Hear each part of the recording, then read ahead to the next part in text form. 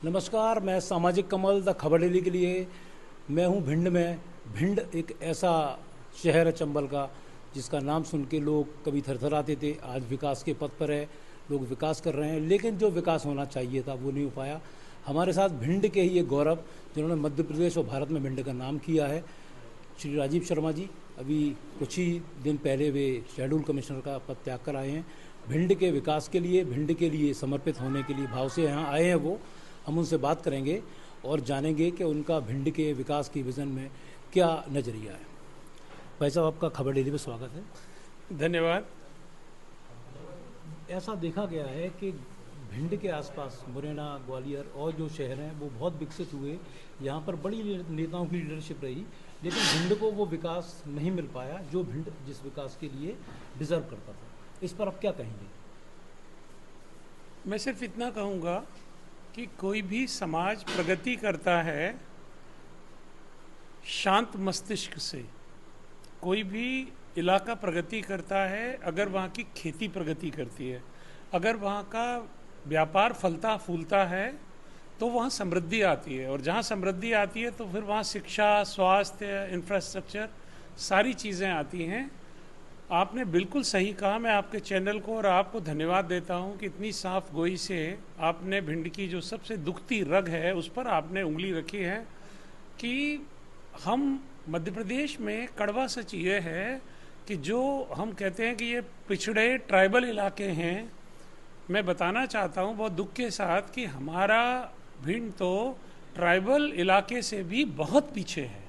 अगर आप किसी भी ट्राइबल ज़िले में जाएंगे तो आपको बहुत बढ़िया शहर के अंदर बहुत खूबसूरत मार्केट दिखेगा, चौड़ी चौड़ी सड़कें दिखेंगी, सारी नागरिक सुविधाएं आपको दिखेंगी।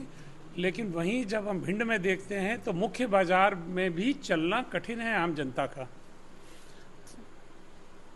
दूसरा, आपने इतने बड़े पद से आप त्यागपत्र दिया केवल भिंड के लिए, तो आपका क्या विज़न है? भिंड का विकास आप कैसे और किस तरह से करेंगे? मेरा विज़न ये है कि मैंने ये त्यागपत्र दिया सिर्फ इसलिए कि जिससे मैं भिंड को भी बाकी मध्य प्रदेश के ज़िलों के बराबर खड़ा कर सकूं। और जब हम मध्य प्रदेश के बाकी ज़िलों के बराबर खड़ा कर सकेंगे फिर हम सोचेंगे कि हम इसको देश के सबसे अच्छे ज़िलों के बराबर कैसे ले जाएं। मेरा विज़न ये है कि भिंड में अधिकांश जनता पशुपालक है। 1,45,000 भैंसें हमारे ज़िले में हैं और भेड़ों बकरियों की संख्या अलग से है। तो ये भेड़ें, बकरी, गाय या भैंस, इनको मैं पिछड़ेपन की निशानी नहीं मानता हूँ। आज ऑस्ट्रेलिया की संपन्नता या हॉलैंड की संपन्नता के पीछे अगर आप देखेंगे कितने सारे यूरोपियन कंट्रीज हैं जो पशुपालकों की वजह से दुनिया की बड़ी अर्थव्यवस्था बने कि वो पूरी दुनिया को मिल्क और मिल्क प्रोडक्ट सप्लाई करते हैं। तो भिंड के विकास का मेरा विज़न ये है, भिंड के विकास का मेरा विज़न ये है कि अगर हम पशुपालकों को, भैंस पालने वाले को, बकरी पालने वाले को, भेड़ पालने वाले को अगर सम्मान देते हैं और उसको वित्तीय समर्थन देते हैं, उसको आधुनिक ट्रेनिंग देते हैं, तो गरीब से गरीब आदमी की भी स्थिति सुधरेगी। और जब हमारे गरीब आदमी की स्थिति सुधरेगी तो बाजार की स्थिति तो अपने आप सुधर जाएगी। तो मेरा विज़न ये है कि पशुपालन को बेहतर करें, हम उद्यानिकी को बेहतर करें। हॉर्टिकल्चर हमारे यहाँ है ही नहीं, जबकि जो इलाके भूखे मरते थे आज वो बहुत संपन्नता पा रहे हैं क्योंकि उनके यहाँ ज़बरदस्त हॉर्टिकल्चर है। तो हॉर्टिकल्चर को हम बढ़ाएं, हम मछली पालन को बढ़ाएं, हम मुर्गी पालन को बढ़ाएं। ये ऐसी चीज़ें हैं कि सुनने में छोटी लगती हैं लेकिन इनके वित्तीय असर बहुत बड़े बड़े हैं। जैसे मैं आपको बताऊं, अगर आप एक 100 करोड़ का प्लांट भी लगाएं तो बनने में उसको 3 साल लगते हैं चालू होने में। लेकिन अगर आप को सब्जी का अच्छा बीज अगर मैं अपने किसान को दे दूं तो वो 6 महीने में गरीबी के बाहर निकल आएगा। तो मेरा विज़न है सर्वांगीण विकास का। मेरा विज़न है कि हम लोग खेती हर जिला हैं, खेती करने वाले लोग हैं, हम पशुपालक जिला हैं, पशु पालने वाले लोग हैं। और भिंड पूरे मध्य प्रदेश का सबसे बड़ा मिल्क मार्केट बन सकता है। आज मुझे दुख होता है कि भैंसें हमारे यहाँ हैं और पनीर अगर अच्छा लेना हो तो ग्वालियर से लाना पड़ता है। क्या मजाक है ये, अजीब मजाक है, हमारी फेल्योर है ये। तो मैं समझता हूँ कि हम भिंड में अच्छे किस्म का पनीर बना के और देश को और दुनिया को सप्लाई कर सकते हैं। ऐसे ही बकरी और भेड़ का दूध है, इसमें इतने औषधीय तत्व हैं कि बड़ी बड़ी कंपनियां आज ये दावा कर रही हैं कि आप इसका बकरी का दूध पीजिए तो आपके बच्चे का लीवर अगर खराब भी है तो भी वो बच्चा जो है सरवाइव कर जाएगा, मजबूत हो जाएगा। आपको पता होगा कि ऊंट का दूध बेचा जा रहा है, बकरी का दूध बेचा जा रहा है, भेड़ का दूध पैक करके बड़ी बड़ी कंपनियां महंगे रेट में बेच रही हैं, लेकिन मेरा जो बकरी पालने वाला आदमी है उसको ना कोई सम्मान देने वाला है, ना उसको कोई समर्थन देने वाला है। दूसरा अपने जिले की सबसे बड़ी समस्या है जाति, जो जातीय वैमनस्यता, जो जातीय राजनीति, इसको कैसे बदलेंगे आप? इसको मैं अपने व्यवहार से बदलूंगा। दुनिया कभी भी शब्दों से नहीं बदलती, दुनिया व्यवहार से बदलती है। कल को मैंने तय किया है कि मैं भिंड में ही रहूंगा, मैंने भोपाल में बसने का प्लान छोड़ दिया है। तो जब मैं भिंड में रहूंगा तो लोग मेरे आचरण में देखेंगे ना कि अगर मेरा किसी भी जाति से आने वाले व्यक्ति के साथ अगर मैं जाति के आधार पर ऊंच नीच करूंगा तो लोगों को दिखाई देगा।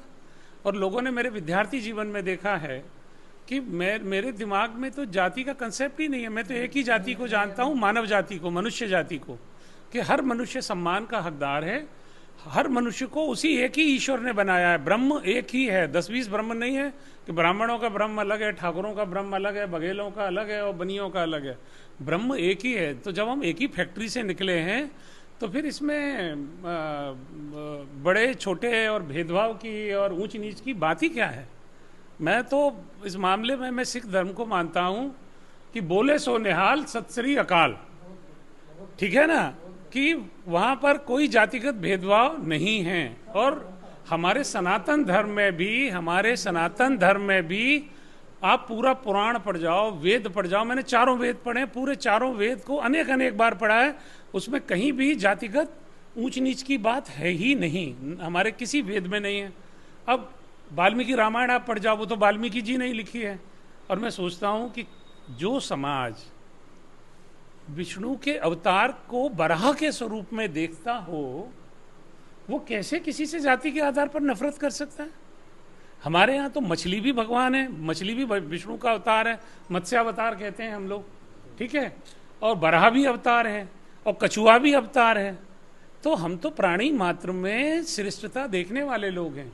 अब एक चीज होती है जो मैं भिंड के लोगों को कहना चाहता हूँ, आप चाहे 10 करोड़ रुपए लगा के या 500 करोड़ रुपए लगा के अंबानी जैसा सुंदर घर बना लो, एंटीलिया जैसा, कितना भी सुंदर घर बना लो, कितना भी बड़ा बना लो, उसमें घर में रोज सफाई करनी पड़ती है, क्योंकि धूल भी आती है, मकड़ी भी आती है, गंदगी निरंतर आती है। तो ऐसे ही समाज के अंदर भी और धर्मों के अंदर भी जो गंदगी समय समय पर आती है, विचारों में या किसी भी वजह से, किसी स्वार्थ की वजह से, उसको जैसे घर रोज साफ करते हैं और दिवाली में पूरा घर पोता जाता है, ऐसे ही जो सनातन धर्म रूपी हमारा घर है, हमको इसकी सफाई करने की ज़रूरत है। और ये काम, ये बात कहने वाला मैं कोई पहला आदमी नहीं हूँ। आपको स्वामी दयानंद याद होंगे जिन्होंने ये कहा था, आपको स्वामी रामानंद याद होंगे जो कबीर के भी गुरु थे, आर्य समाज, ब्रह्म समाज, ठीक है, जितने हमारे संत हुए, चाहे रैदास जी हुए, चाहे कबीर साहब हैं, और मतलब अनगिनत श्रृंखला है, ठीक है, कि जिन सब संतों ने ये इस धूल धक्कड़ को और मकड़ी के जाले को पहुंचने की कोशिश की। मुझे लगता है कि मेरी पीढ़ी के जो भिंड के लोग हैं, ये जिम्मा हमारे कंधे पर है कि हम किसी की वैमनस्यता का जहर ना लें। जाति के आधार पर हम किसी से न भेदभाव करें, न किसी को सताएं। सब हमारे भाई हैं। ये तो अगर हम जाति के आधार पर किसी के साथ दुर्व्यवहार कर रहे हैं या भेदभाव कर रहे हैं या पक्षपात कर रहे हैं, तो सही बात यह है कि फिर तो हम ISI के आदमी हुए, जो हमारे देश को तोड़ना चाहती है, हमारे देश में दंगे भड़काना चाहती है, हम उनके औजार हुए। और भिंड के लोग तो बहुत बुद्धिमान लोग हैं, घी दूध खाते हैं, या सातों जातियों के लोग, ठीक है। तो जब घी दूध खाने वाले लोगों के पास कोई प्रतिभा की कमी थोड़ी है, ना हिम्मत की कमी है, ठीक है। तो मैं समझता हूं कि भिंड के लोग सब समझते हैं और इन्हें दुनिया देखी है और ये सही समय पर सही फैसला करेंगे। किस दल की तरफ से आप आने वाले हो भिंड के विकास के लिए? ऐसा है कि मैं अभी भिंड आया हूँ और अपने लोगों के साथ विचार विमर्श कर रहा हूँ और भिंड के गली मोहल्लों में और गाँव में घूमकर जनता की राय ले रहा हूँ कि हमारी जनता किस तरफ है। तो भिंड की जनता मुझे जिस तरफ ले जाना चाहेगी मैं उस तरफ जाऊँगा। मतलब क्या कांग्रेस की तरफ या भाजपा की तरफ? सर इसमें पार्टी का कोई योगदान नहीं। सॉरी सर, एक्सक्यूज मी, माफ करना। मेरा उत्तर बहुत स्पष्ट है। भिंड में सबको मालूम है कि भिंड की जनता किस तरफ जा रही है, किस तरफ का माहौल बन रहा है भिंड के लोगों का, आपको भी पता है।